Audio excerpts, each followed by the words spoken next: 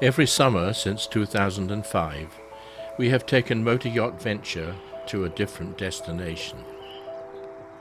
Naturally, we have a general idea of where that might be, but when it comes to specifics, in the words of that venerable song from World War II, we don't know where we're going until we're there, which pretty well sums it up. As we depart the Fleming Service Centre at Delta Marine on Vancouver Island, it is impossible to know what adventures lie ahead, so the air on board is one of excitement and anticipation.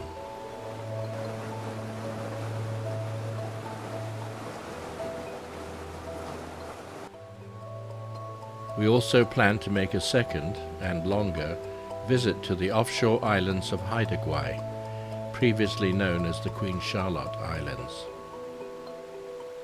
Our route takes us up the east coast of Vancouver Island. There is still snow on the mainland mountaintops. Timber resources line both sides of Discovery Passage and Johnson Strait.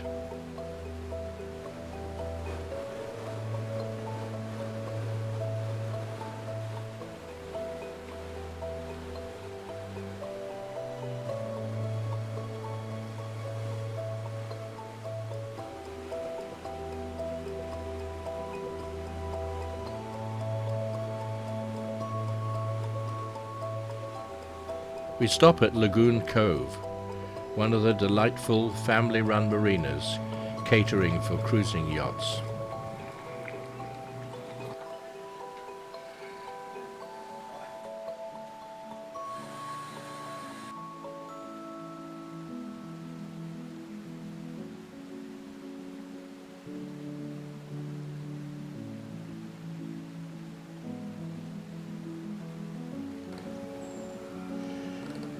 Our next stop is North Island Marina at Port McNeill.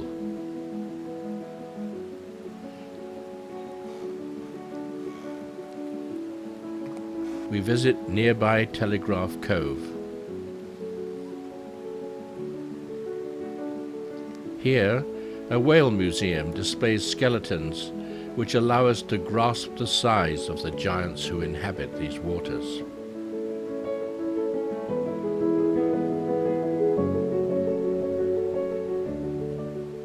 North of Vancouver Island, the inside passage is open to the Pacific Ocean at Queen Charlotte Strait. The chart shows complicated bottom contours, resulting in shallows and submerged rocks. On a foggy day in 1792, Vancouver's ships, HMS Discovery and Chatham, ran aground here. We pass Cape Caution into the lee of Calvert Island, where calmer waters return. We anchor off the Hakai Institute, a scientific research centre engaged in carrying out long-term research into such subjects as to how climate change is affecting our ecosystems. This whole coast is vulnerable to tsunamis due to the Cascadia subduction zone, which runs offshore all the way from just north of Vancouver Island to Northern California. A well-maintained trail through the forest leads to one of the rare sandy beaches to be found in this part of the world.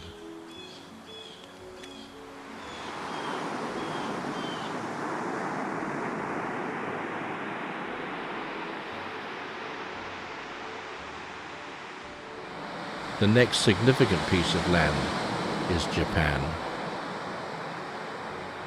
Like every shoreline, this is encumbered with a tumbled tangle of bleached and battered logs.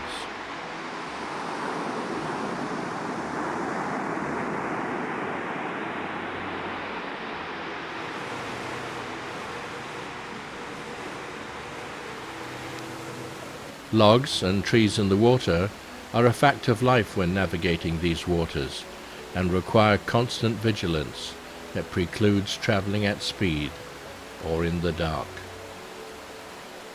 Rain is to be expected and can result in wonderful waterfalls, such as this one in Chatham Strait.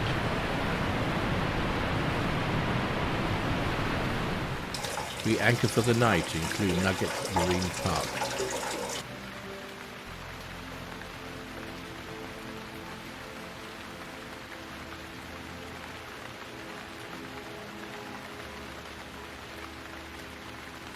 We arrive at our most northerly destination, Prince Rupert. Around 20 small cruise ships call here each season, each carrying between 500 and 1,000 passengers. Prince Rupert is an excellent place to refuel and reprovision, and also has a good range of restaurants.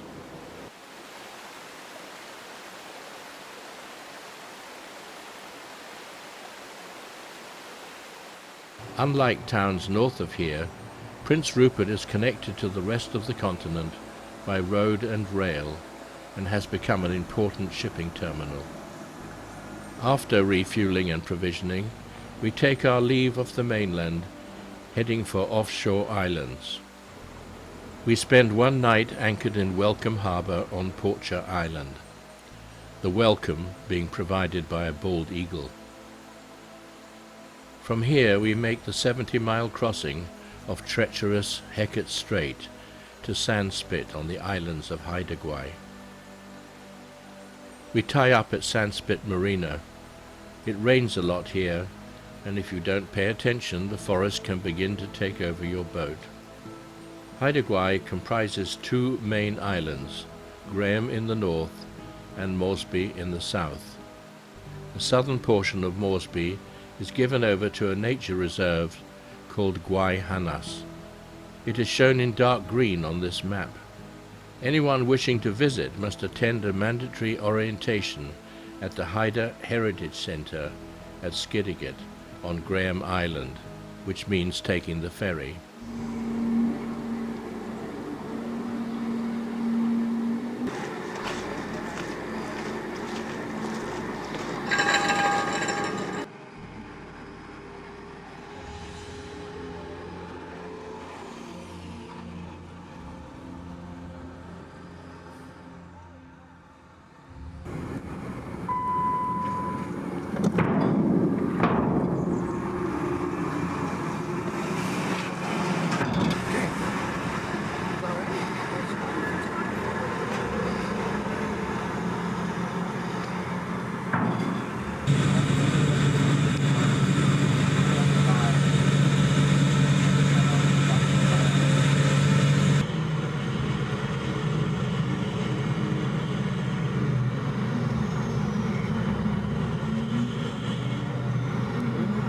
The centre is also a museum.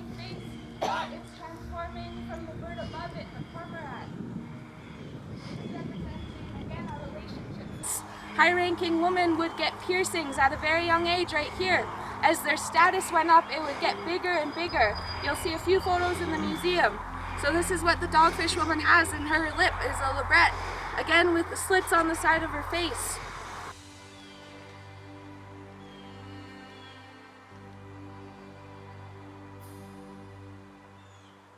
We rent a car to drive all the surface roads, which are shown here in red. Rental vehicles are not permitted on logging roads, of which there are many, as shown by the dotted lines on this map of Graham Island, where logging continues apace, but is forbidden in Gwaii Haanas on Moresby Island. We drive to the top of Graham Island, passing Balance Rock. We visit the hamlets of Masset and Old Masset and continue to the end of the road leading to Rose Spit. Seen here in the distance, beyond the expanse of sand revealed at low tide. Tidal range in Haida Gwaii can be as much as 24 feet, so you need to pay attention. The two main islands of Graham and Moresby are divided by Skidegate Narrows. The tidal range on the eastern entrance is almost double that on the west. No authority seems to have an accurate handle on the behavior of the tides in the Narrows. This photo shows the entrance as seen from the east. We arranged to follow a sailboat who has taken the precaution of first navigating the channel at low tide in a small tender equipped with a depth sounder and a plotter. The channel is now well defined by day markers. Westbound, the green square top markers are left to port and red triangles to starboard. Initially, the current is behind us, as can be seen here.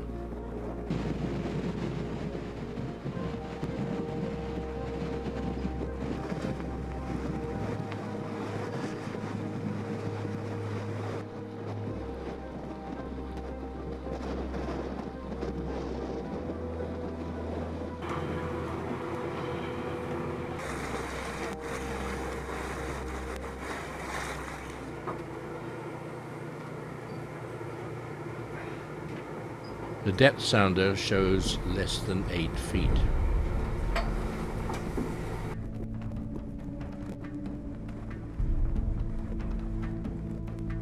Looks like we have some range markers down there. Here we are approaching the narrowest section. Range markers are 2 marks which, when lined up, indicate that you are on the correct course.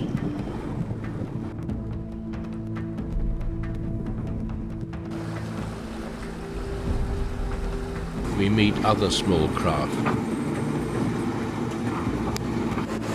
Now the current has reversed and turned against us. There is much less drama at the western narrows, where kelp is the major hazard.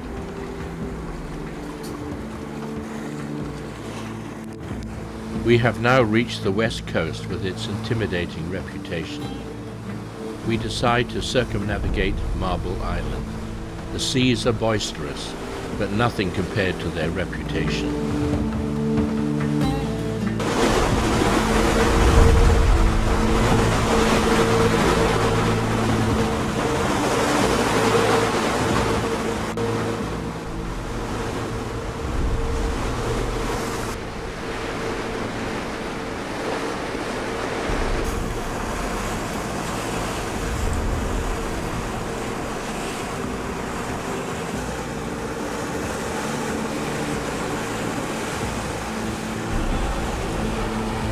Basalt columns form cliffs in Tanu Bay and Graham Island.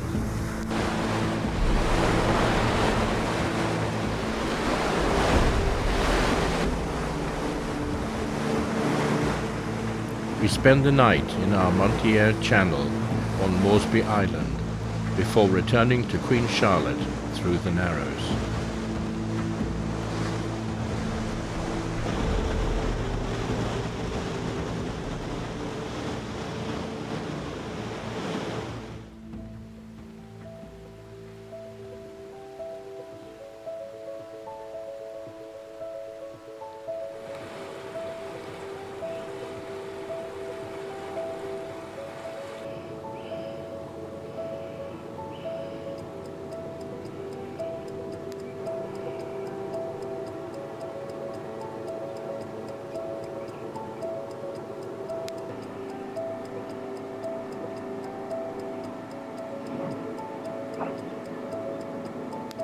Back in Queen Charlotte, the tide is low, and the angle of the marina ramp is intimidating.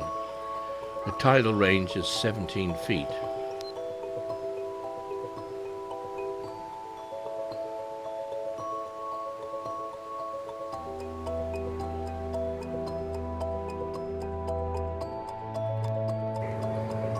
Float planes come and go.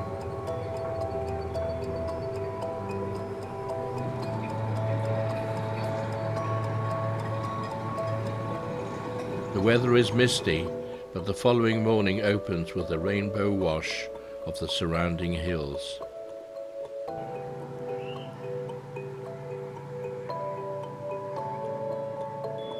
After reprovisioning, we set off on our planned cruise down the east coast.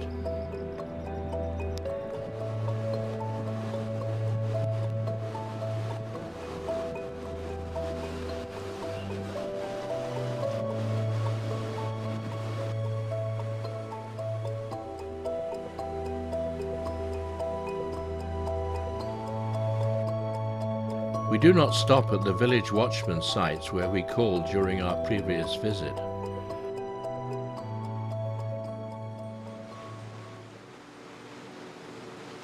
For the first couple of days, we have not yet reached the boundaries of the park. Evidence of logging remains. The hillsides are scarred with landslides.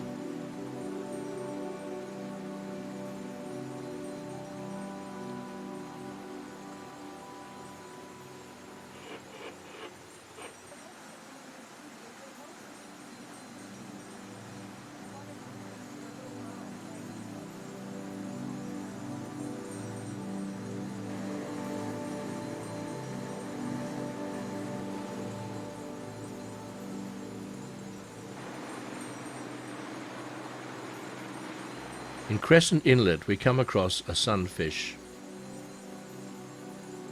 It is hard to see details, but these strange fish vary in size from 550 to 2,200 pounds.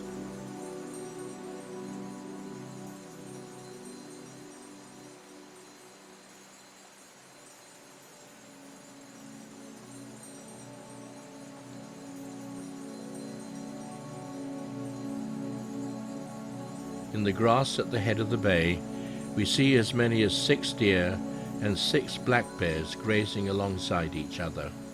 Sadly for us, they are too far away to photograph.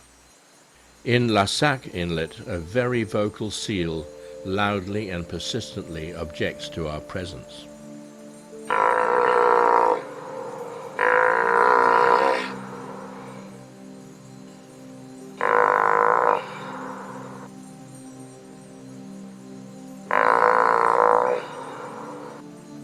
Continuing south, we anchor in Bag Harbour and make a couple of tender expeditions into Dolomite Channel, also known as Burnaby Narrows.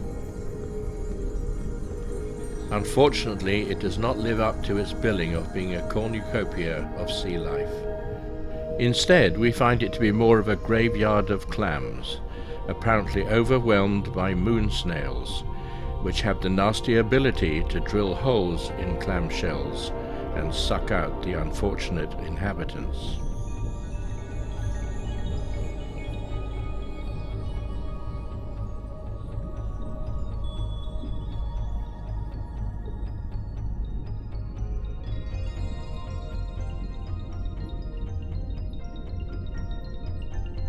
We see no sea stars, but mainly kelp and jellyfish moving in the swift current.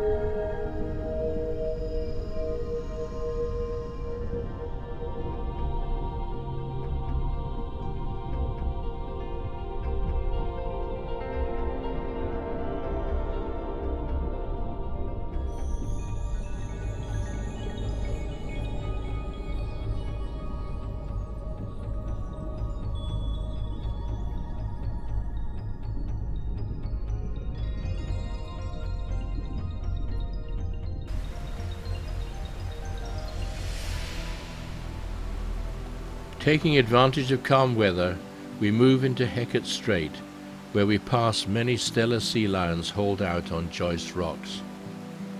We stay well away, as they are very skittish and their populations have crashed in recent years.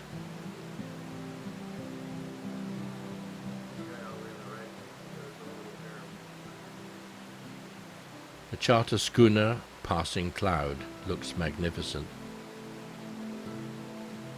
Given our luck with the weather, we decide to alter our plans and continue on to the rarely visited Keroward Islands, at the extreme tip of Haida Gwaii. Few people get to come here. These remote rocks are inhabited by sea lions, puffins and seabirds, plus the bald eagles who prey on them.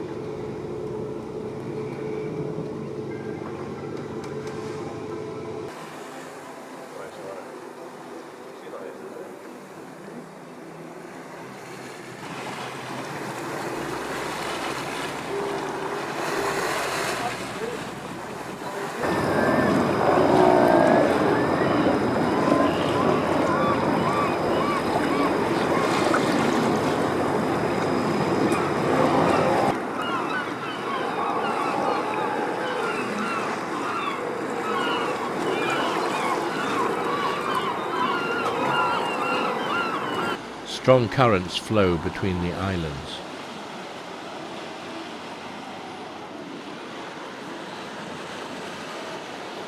Returning to the more sheltered waters of Kungit Island, 2 rusted boilers are all that remain of an abandoned whaling station at Rhodes Harbour. It is the only privately owned property within the confines of Haanas Park. We proceed next to Gwaii, previously known as Ninstitz, on Anthony Island.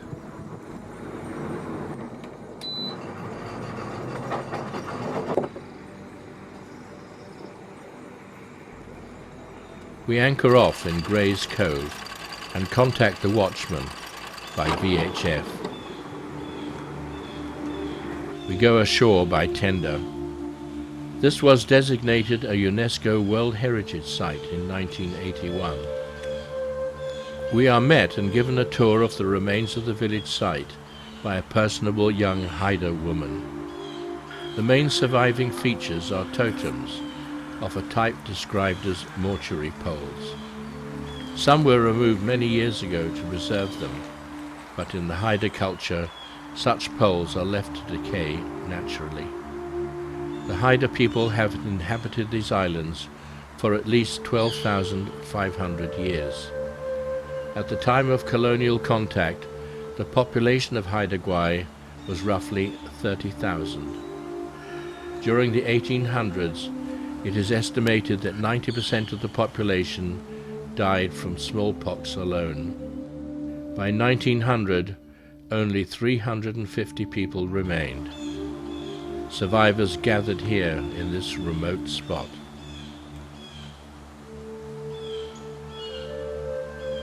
During the previous winter of 2018, violent winds caused a massive blowdown of mature trees near the landing site. Here we can see a tree whose roots have been peeled off bare rock with virtually no soil beneath them.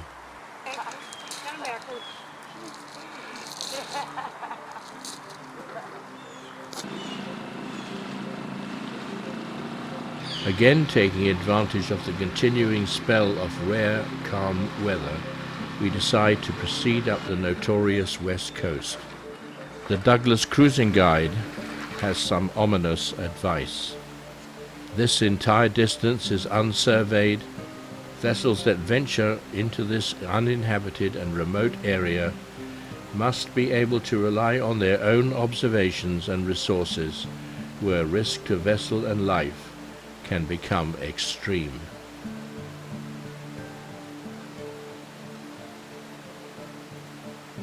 After a bumpy passage, we pass through Tasu Narrows into extensive Tasu Sound and proceed to its innermost anchorage of Botany Inlet.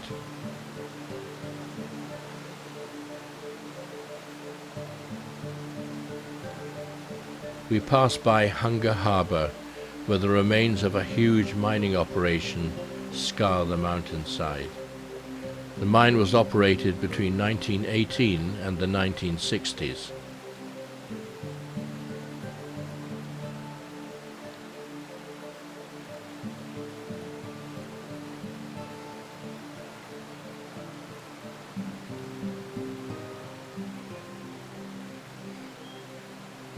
In the grassy area at the head of Botany Inlet, we spot a pair of sandhill cranes, several Sitka deer, including a doe with a nursing fawn, and several bears, all grazing peacefully together. The next day we head once more into the open Pacific through Tassoo Narrows. It is foggy. The windswept trees clearly show the direction of the prevailing winds.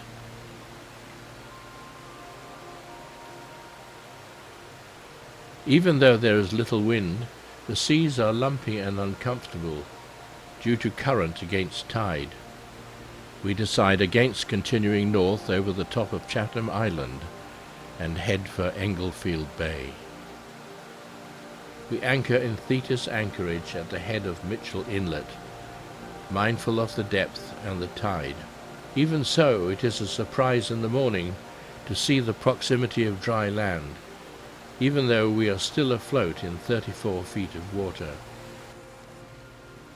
A Sitka black-tailed deer sets off on a shortcut, but reverses course when he sees us in the way.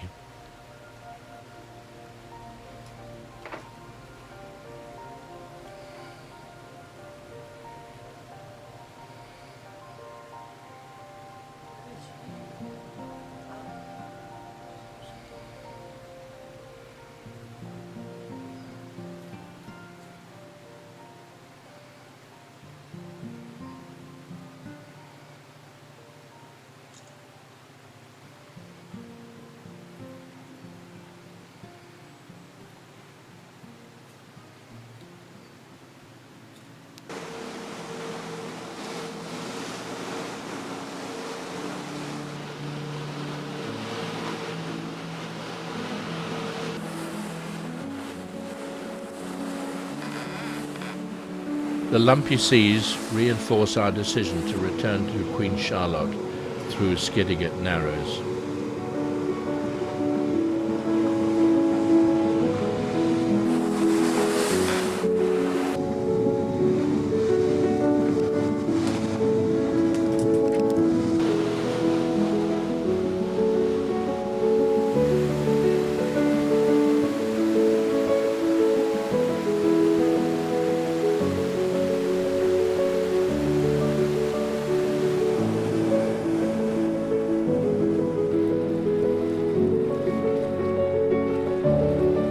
As we make our third transit of the channel, we do not wait for slack tide and encounter strong currents, which are no problem for Venture with her reserve power.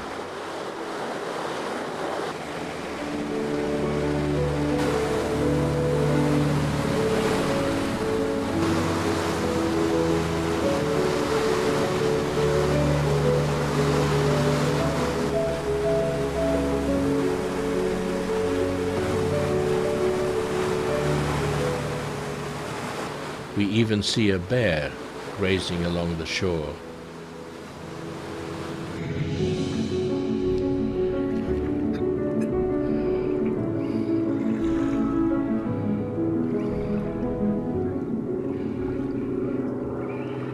We are now back in familiar territory, having completed our circumnavigation of Moresby Island and seen much of Haida Gwaii. It is time for us to return to mainland British Columbia.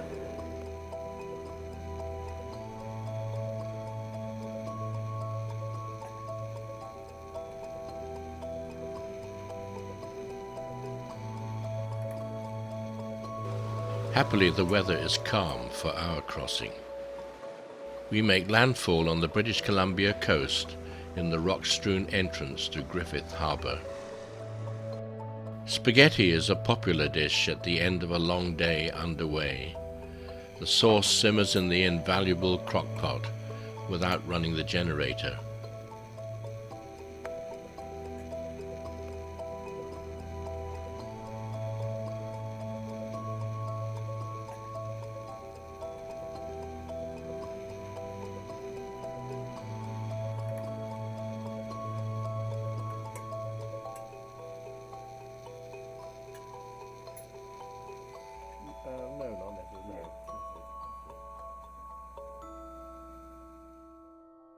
The following morning dawns foggy.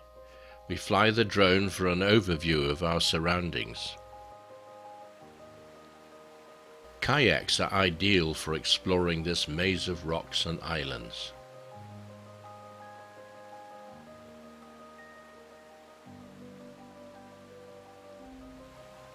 With tides exceeding 20 feet, inlets dry out alarmingly fast.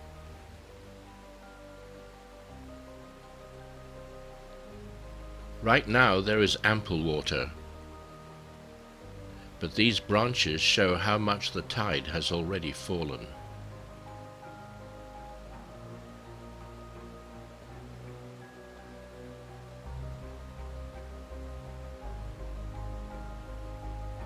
This funky lichen is aptly named Methuselah's beard. Here is the same area a few hours later.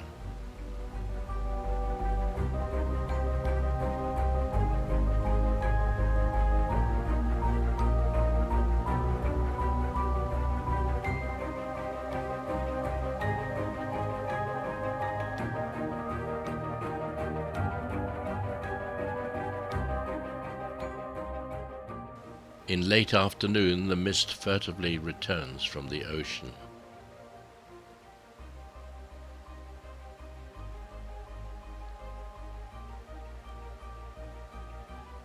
Chris finds a cluster of sea urchins feeding on this piece of kelp. Kelp forests provide shelter, food, and protection to thousands of marine species. Urchins devastate kelp forests, but are normally preyed on and kept in check by sea otters. Sadly, these animals were virtually eliminated from the coasts of North America by the fur trade in the late 1800s, and kelp forests have paid the price.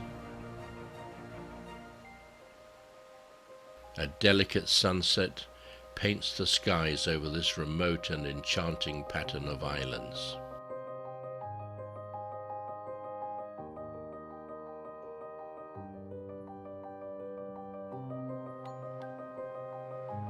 The following morning, we thread our way between the rocks and head for other offshore islands on our way to Prince Rupert.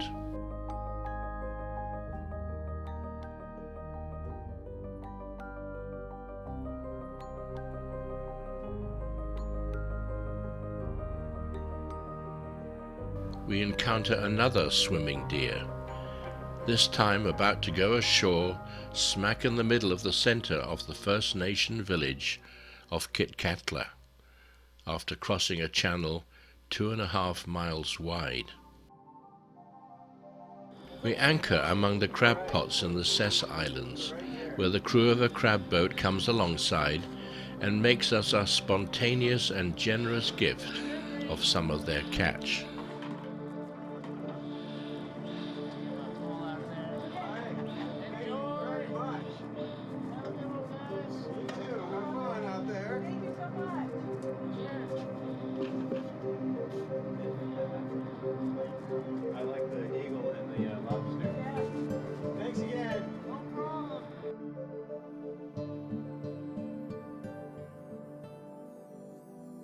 We spend the following day at anchor in the Spicer Islands and tour the shoreline.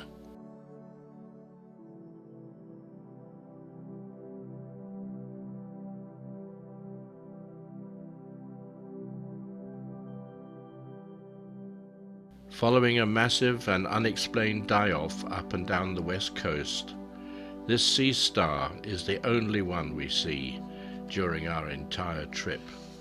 We have become used to seeing trees growing in minimal soil, but this one has found a way to spread its roots over none at all. Especially along the coast, up to 50% of the trees are dead or dying, whether by bark beetle or stress from the lack of rain. Their bleached skeletons line the shore. We catch only glimpses of whales, but sufficiently often that we know they abound in these waters. We encounter a pilot boat as we approach Prince Rupert. Being so far north, the port is only 11 days from Shanghai by ship and 6 days to Chicago by rail.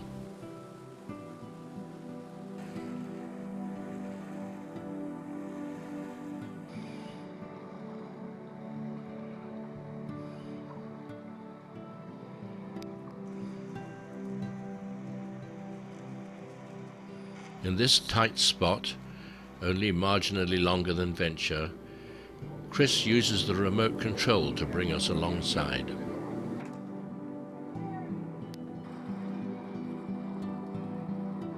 Built in 1912, this converted tug uses its tenders as thrusters to overcome a stiff offshore breeze.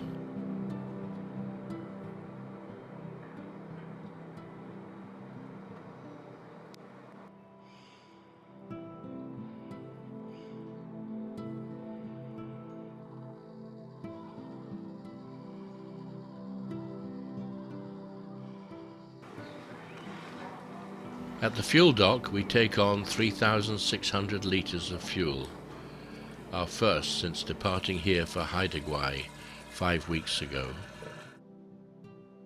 Leaving Prince Rupert, we pass the busy container dock. In the channel, we meet a post-Panamax container ship inbound from Asia.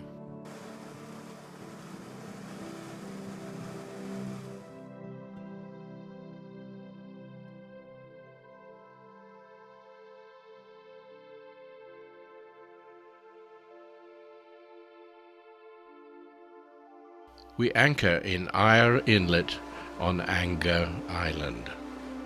Somebody must have been feeling very out of sorts when dreaming up those names. The entrance into the anchorage is tight. Christine mounts a lookout for rocks.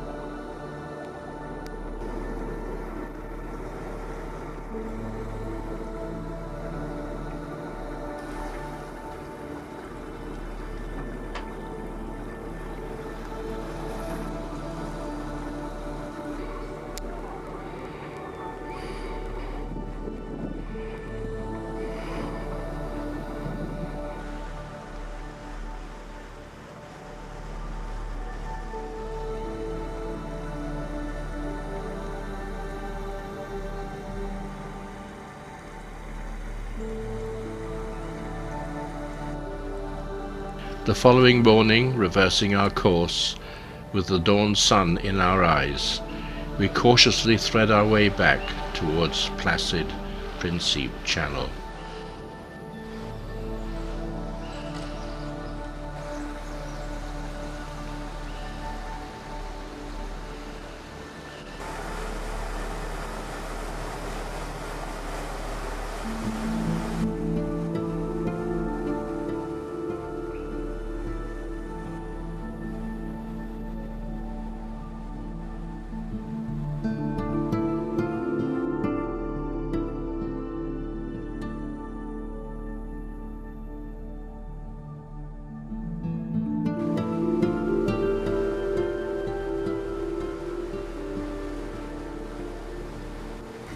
Logs are an ever-present hazard in these waters, requiring constant vigilance, precluding travel at speed or at night.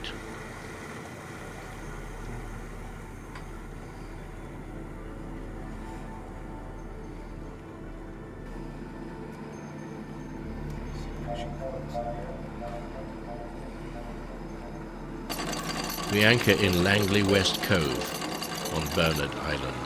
Steve and Christine go ashore for an expedition through the dense forest.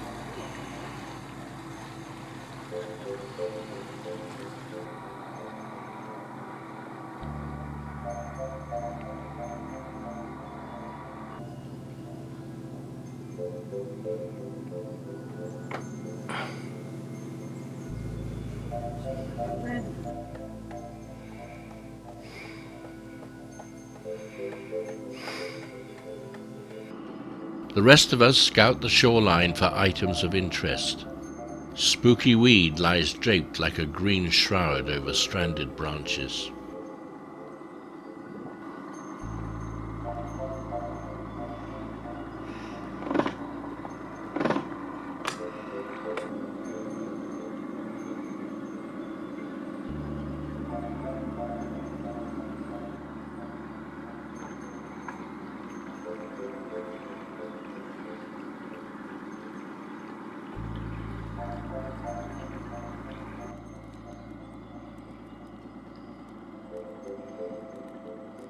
Monstrous moss in strange shapes hugs the tree limbs.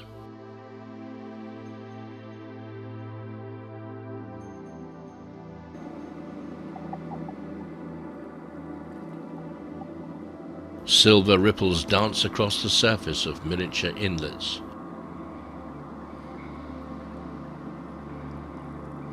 Evidence of shoals of tiny fish, numbering in their thousands.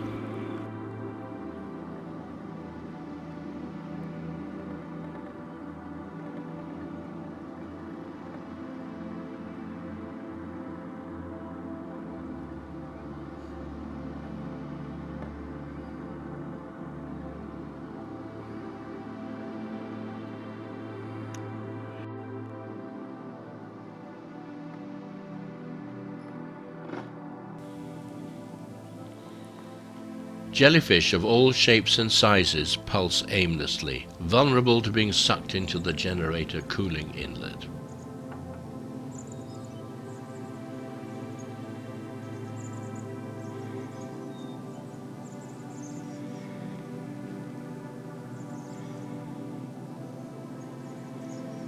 Is it our imagination, or is that the cry of a wolf as the sun's orb descends into the blackness of the forest? Fluorescent green weed glows along the shore.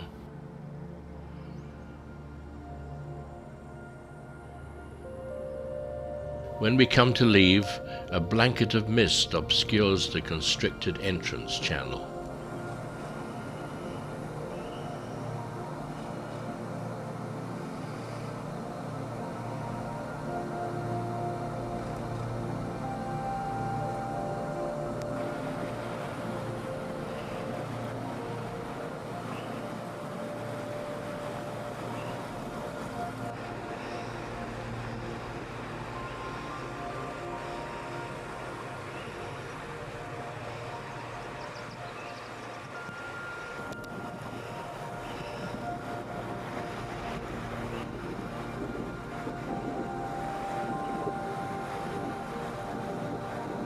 Jagged rocks slide past just inches from the hull.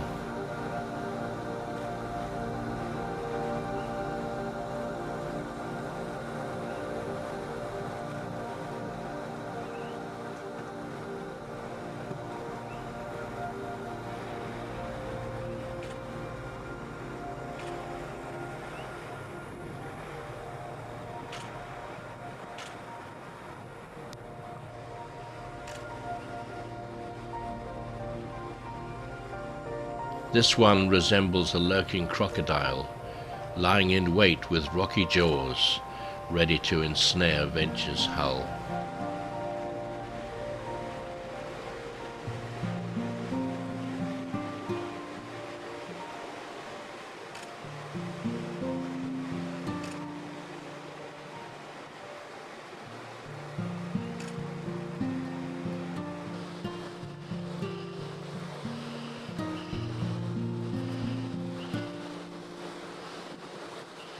Logs provide an additional and unwanted hazard.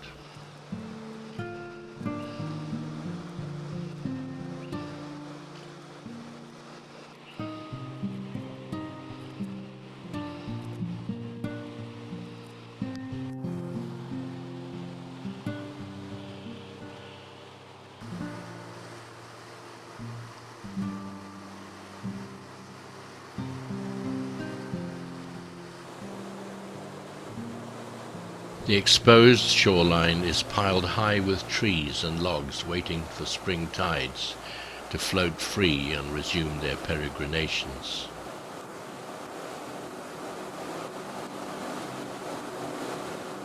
In Campaggian Sound, we catch a glimpse of humpback whales and 2 pods of orca.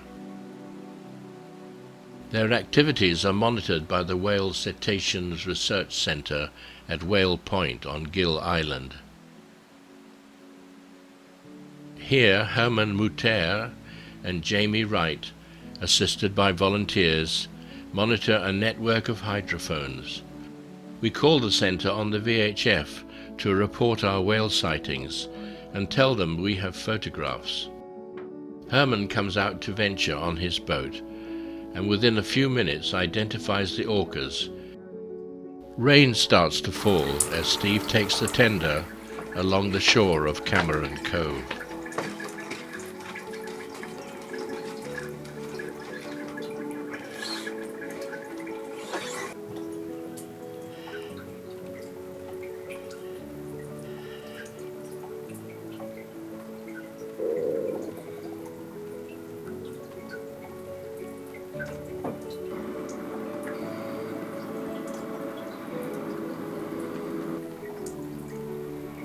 We hear a vessel named Hawk Bay calling the whale centre on the VHF.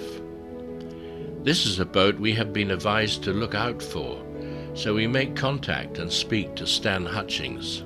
Stan is the last remaining creek walker who is featured in an excellent film made by Rose Koch and Roland Gocket. Stan is nearby and agrees to meet us in Cameron Cove. Once aboard Venture, he tells us he has seen very few salmon this year. We ask Stan which of many fjords we should visit, and he says we would not be sorry if we visit Gardner Canal. We revise our plans to take advantage of his suggestion. Heavy rain starts to fall. Our initial disappointment turns to excitement as we enter Gardner Canal and a world of magnificent waterfalls fed by the downpour.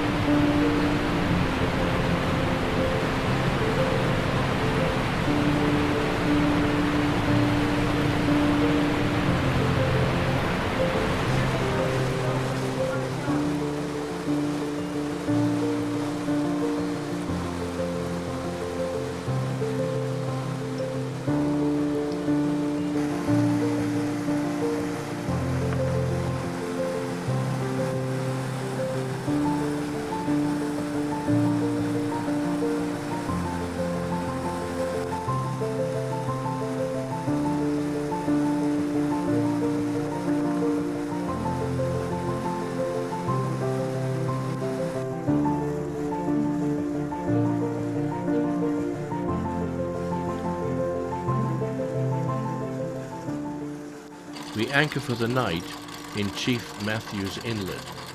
Here we catch glimpses of permanent blue ice fields high above. It is tricky to get the anchor to hold in the steeply sloped bottom at the end of the channel. We let out almost all our 400 feet of chain. The following morning the rain has stopped. Skeins of mist cling to the slopes of the surrounding mountains.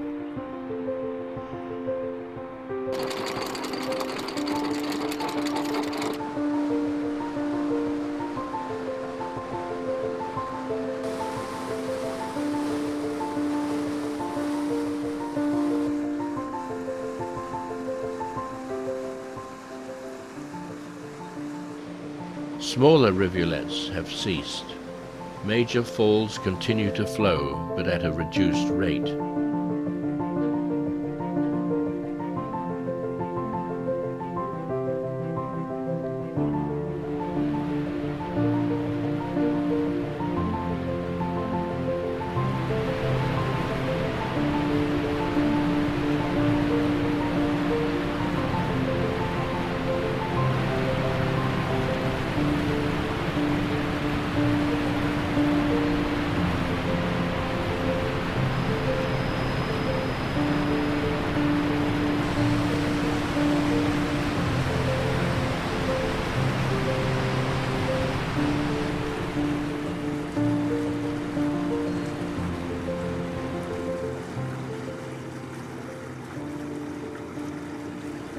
We backtrack to Oakumish Bay, where we anchor opposite the waterfall.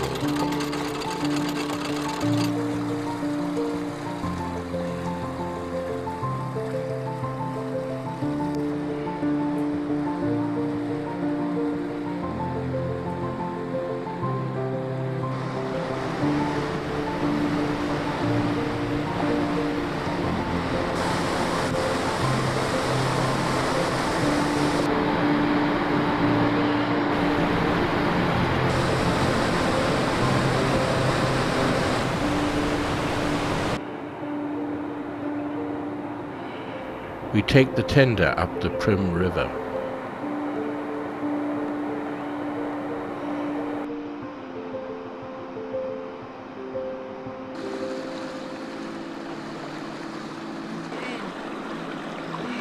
Rapids.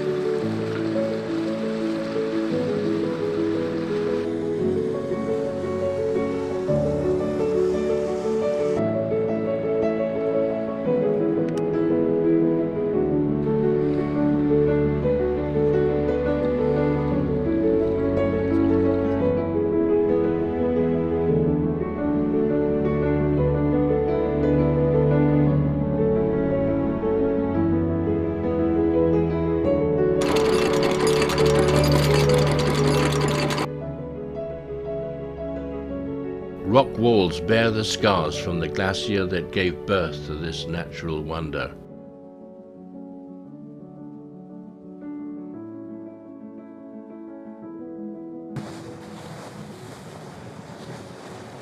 Dull dolphins briefly join us on our journey south.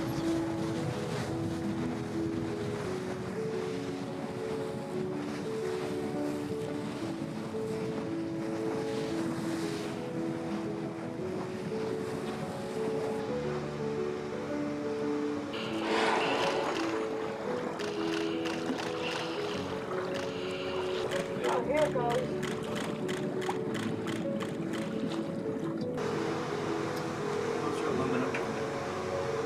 Very nice boats. Yeah.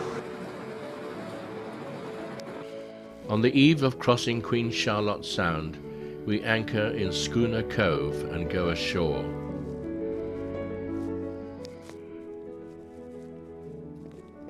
Here, fallen trees provide nurseries for new generations.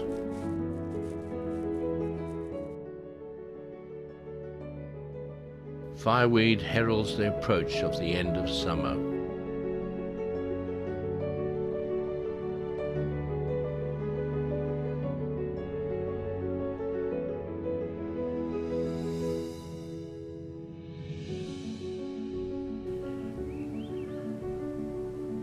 The day of the crossing dawns calm.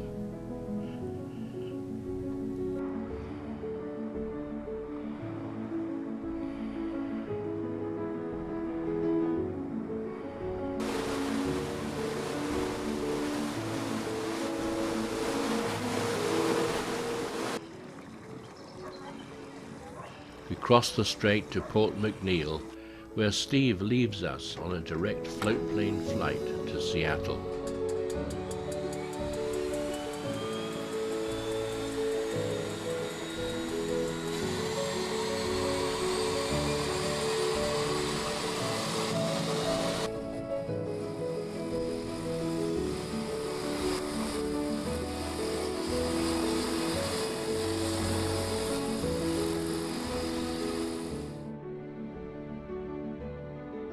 For ourselves, we follow the coast of Vancouver Island to our home base from where we started 2 months and 1,800 nautical miles ago. Venture has, once again, brought us safely home.